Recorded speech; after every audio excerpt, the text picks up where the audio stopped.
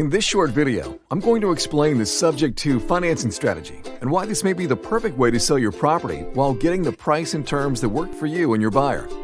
A subject to is a creative financing technique that allows a seller to sell a property without having to make any repairs, make up any missed back payments, or pay any commissions or closing costs by simply allowing the buyer the ability to take over the property subject to any existing loans staying in place. In other words, a seller can sell and a buyer can buy without any new bank financing needed, since there's already a loan or loans on the property. Sub transactions are becoming increasingly popular in today's economy as getting traditional financing from banks becomes more challenging. Here's how it works. When a homeowner wants to sell his or her house, but has trouble because they are behind on payments or have little to no leftover equity, causing them to have to come out of pocket to cover commissions and closing costs and repairs, the seller can get creative and overcome these challenges by allowing the buyer to take title of the property subject to their existing mortgage or mortgages on the house staying in place. It works just like a traditional sale with some small nuances. 1. The buyer and the seller sign a purchase and sale agreement with all the terms and conditions of the sale, in the same way you would with any other real estate transaction. The purchase and sale agreement states that the buyer will be taking title subject to existing loans staying in place.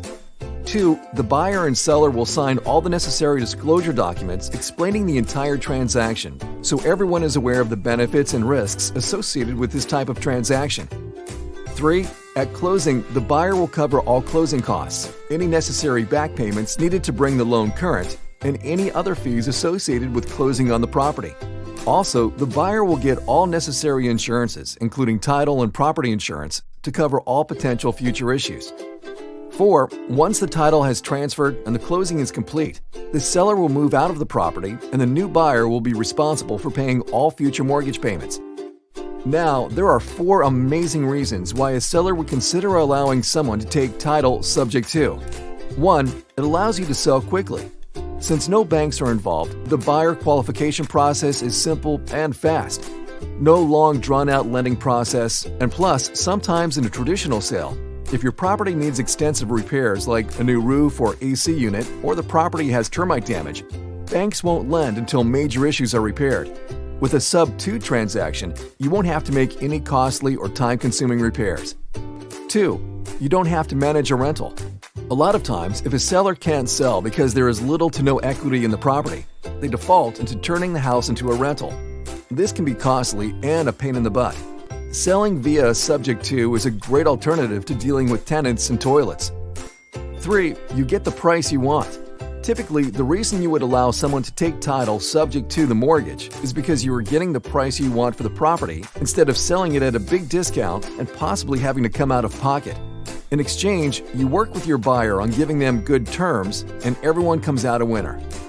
4. It's a simple, fast way to sell a property. Real estate investors are easy to deal with, as opposed to owner-occupants.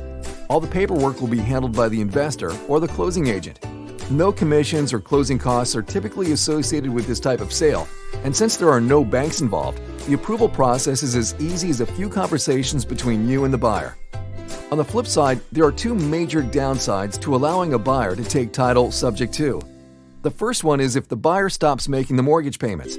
Since the loan is technically still in your name, this will negatively affect your credit score, especially if the issue is not caught quickly and remedied. The good news is that we have certain processes we put in place to ensure this type of thing doesn't happen, such as using a third-party servicing agent where all payments are made and receipts are given.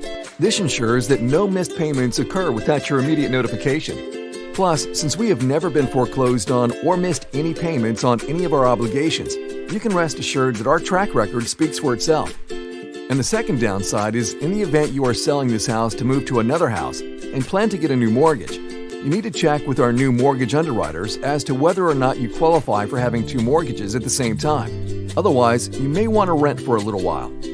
Other than that, by getting creative and participating in helping the buyer get financing, this type of transaction can quickly become a huge win-win for everybody involved. Let's end this video by looking at a quick example of a subject to transaction. Let's say Sarah wants to sell her property that was built in the 1980s that she has owned for 5 years.